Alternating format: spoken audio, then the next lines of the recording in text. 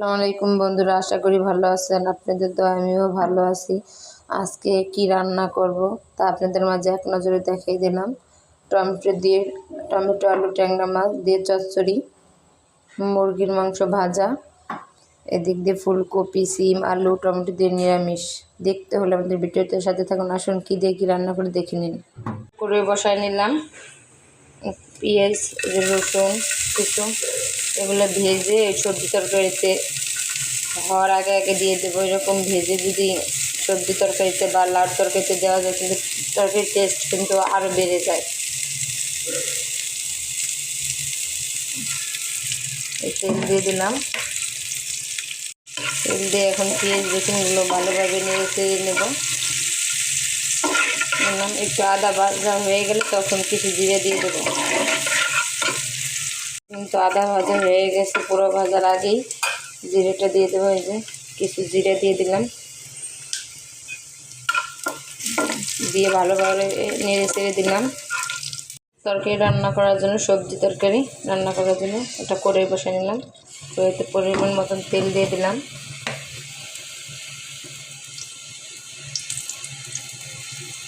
তারপর পেঁয়াজ রসুন জিরা একসাথে বাইটে দিলাম। স্বাদ মতন লবণ দিয়ে দিলাম।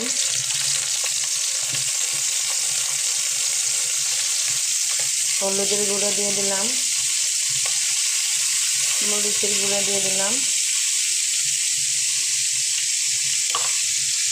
এখন মশলাটা ভালোভাবে নেড়ে চেড়ে দিলাম।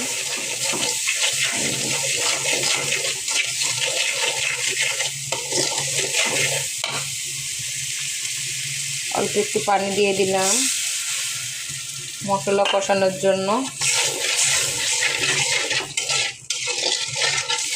মশলা কষানো হয়ে গেছে, এখন তরকারিগুলো দিয়ে দেবো। এই সবগুলো দিয়ে দিলাম। এখন ভালোভাবে নেড়ে চেড়ে দেবো। উল্টে পুল্টে ভালোভাবে নেড়ে চেড়ে দিলাম।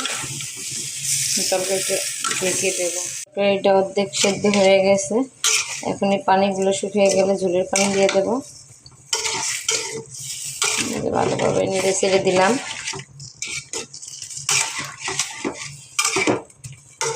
এখন ঢেকে দেবো।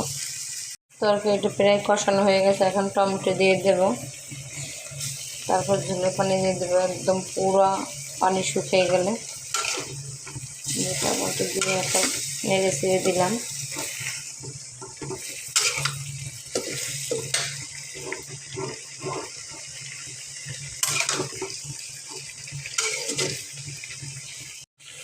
কিছু কাঁচামরিচ দিয়ে দিলাম। তরকারি কষানো হয়ে গেছে, এখন ঝোলের পানি দিয়ে দেবো। বেশি ঝোল দেবো না, অল্প ঝোল, যেহেতু মানুষ আমরা কম। মা আর ছেলে যা রান্না করি তাই থাকে, শুধু আপনাদের ভালোবাসা পাওয়ার জন্য রান্না করি। দেওয়া হয়ে গেছে, এখন ভালোভাবে নেড়ে ছেড়ে দিলাম। এখন ঢেকে দেবো। এটা কিন্তু প্রায় হয়ে গেছে। এখন সেই ভাজা মশলাগুলো এই যে বাইটা এই যে দিয়ে দিতেছি, দিয়ে ভালোভাবে নেড়ে ছেড়ে তারপর ধনেপাতা দিয়ে তরকারিটা নামিয়ে নেব।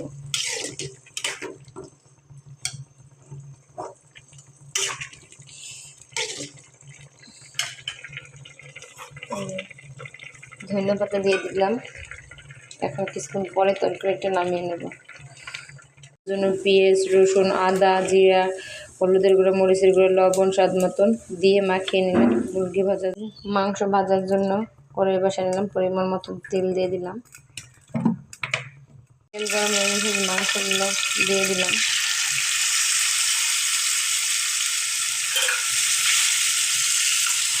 আমার ছেলের এই খাবারটা অনেক পছন্দ।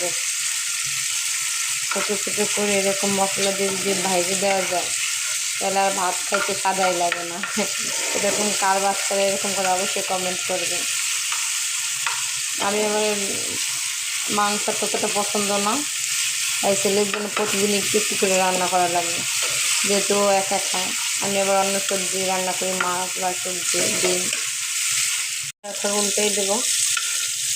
এক সাইড হয়ে গেছে।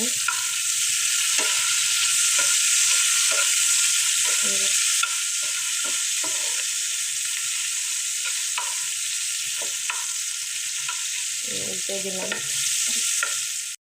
মুরগি ভাজা কিন্তু প্রায় হয়ে গেছে, আর একটু ভাজবো। মুরগি কিন্তু ভাজা হয়ে গেছে, এখন উঠাই নেব। কেমন হয়েছে অবশ্যই সবাই কমেন্ট করে বলবেন। ভাজার জন্য একটা করে বসে নিলাম, বসে পরিমাণ মতন তেল নিয়ে নিলাম, মাছগুলো দিয়ে দিলাম। মাছ তরকারি করো, কেউ এরকম ভেজে নেয়, কেউ কাঁচা মাখায় তরকারি করে। আমি আজকে ভেজে মাছ তরকারি করবো। ভেজে হলো এক শাক, কাঁচা হলো আর এক শাক দেবো।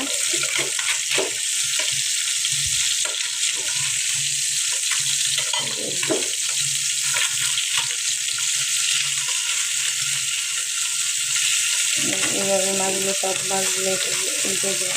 এগুলো ভাজা হয়ে গেছে, বেশি ভাজবো না, এখন উঠে নেবো এক এক করে।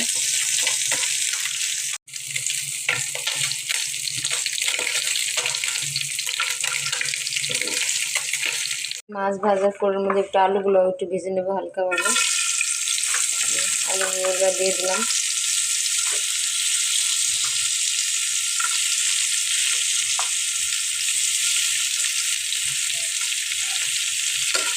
ভালোভাবে দিলাম।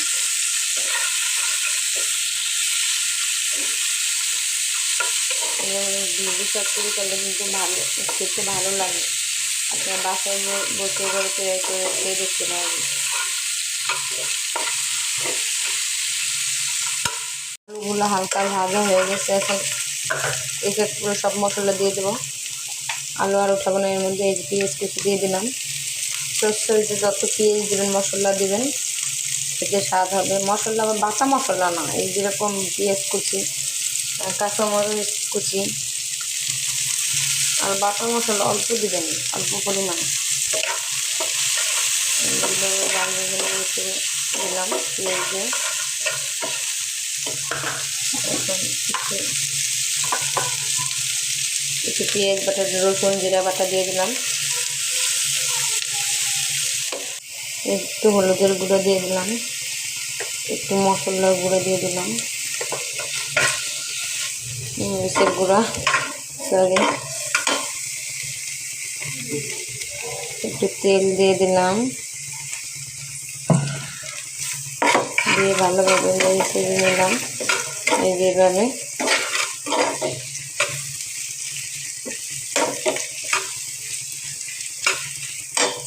অল্প পরিমাণে একটু পানি দিয়ে দিলাম, যেহেতু যেন গুঁড়া মশলাটা না পুড়ে না যায়। পানি দিয়ে ভালোভাবে নেড়ে ছেড়ে দিলাম। আলুটা কষানোর জন্য এখন ঢেকে দেব। পানি যখন শুকিয়ে যাবে তখন ঝোলের পানি দিয়ে দেবো। পানি শুকিয়ে তেল উঠে গেছে, মানে আলুটা কষানো হয়ে গেছে, এখন পানি দিয়ে দেবো একটু। যেহেতু চচ্চড়ি অল্প পানি দেবো। পানিটা হয়ে গেছে, এখন টমেটোগুলো দিয়ে দেবো।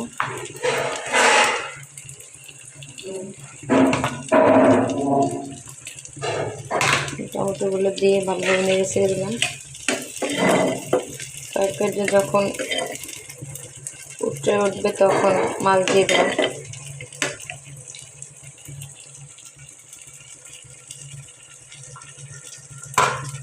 তরকারি উঠছে, এখন মাছগুলো দিয়ে দিলাম। মাছগুলো দিয়ে দিলাম, পরে ধনে পাতা দিয়ে নামিয়ে নেবো একটুখানি জল দিয়ে। আমার ঝোল কিন্তু এমনি টাইনে গেছে অনেক, এই দেখেন। একটু জাল হোক, তারপর ধনে পাতা দিয়ে নামিয়ে নেবো তরকারি। কিন্তু হয়ে গেছে, এখন ধনে পাতা দিয়ে নামিয়ে নেবো তরকারিটা। এই শীতের দিনে ধনে পাতা না দিলে কিন্তু কিছুই মজা লাগে না। যা কিছু রান্না করতে গেলে আমি ধনে পাতা দিয়ে খাই। কারা কারা আমি ধনে পাতা দিয়ে খান অবশ্যই কমেন্ট করে জানাবেন। তরকারিটা কালারটা কি সুন্দর আসছে, খেতেও কিন্তু অনেক মজা হবে।